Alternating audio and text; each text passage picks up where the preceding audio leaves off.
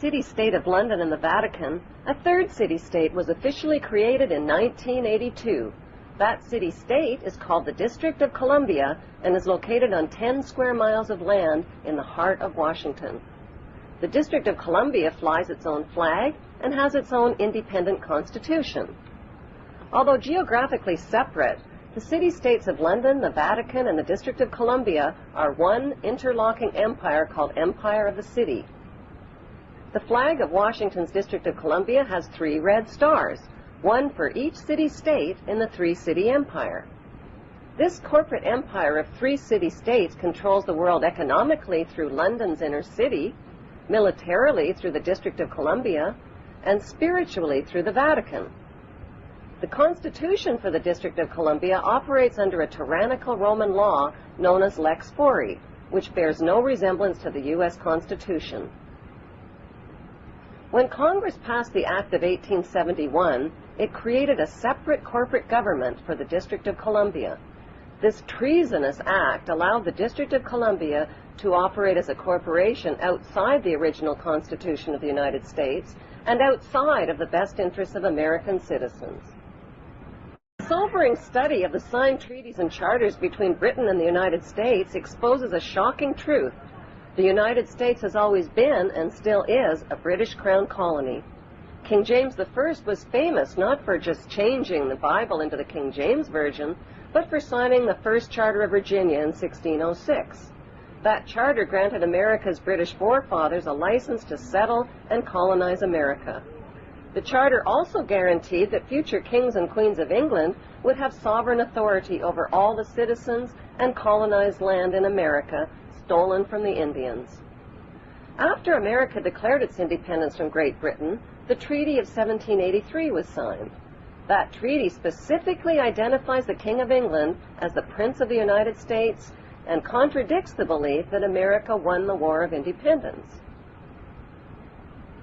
Although King George III of England gave up most of his claims over his American colonies, he kept his right to continue receiving payment for his business venture of colonizing America. If America had really won the War of Independence, they would never have agreed to pay debts and reparations to the King of England. When Congress passed the 13th Amendment to the Constitution, the U.S. President was made subservient to the King of England. The 13th Amendment is called the Title of Nobility Amendment and forbids U.S. presidents and their officials from using royal titles like king or prince or baron. For some mysterious reason, the 13th Amendment, which was ratified in 1810, no longer appears on current copies of the Constitution. America's blood-soaked War of Independence against the British bankrupted America and turned its citizens into permanent debt slaves of the king. In the War of 1812, the British torched and burned to the ground the White House and all U.S. government buildings and destroyed ratification records of the U.S. Constitution.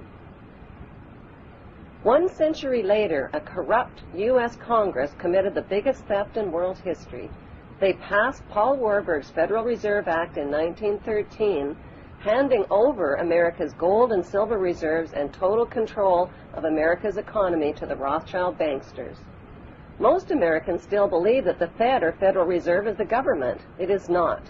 The Fed is a privately owned banking system whose majority Class A shareholders are the Rothschilds, Warburgs, Kuhn and Loeb, J.P. Morgan, Rockefeller, Israel Seif, and the Lehman Brothers. This private banking cartel is the Fed and is never audited and never pays taxes.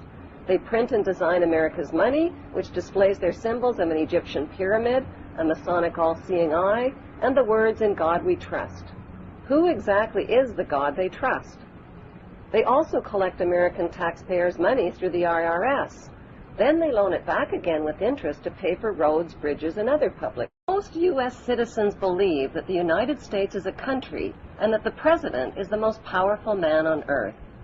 The United States is not a country. It is a corporation, and the President is President of the Corporation of the United States. He and his elected officials work for the corporation, not for the American people. Since the United States is a corporation, who owns the corporation of the United States? Like Canada and Australia, whose leaders are prime ministers of the Queen and whose land is called Crown Land, the United States is just another Crown colony. Crown colonies are controlled by the empire of 3 city-states.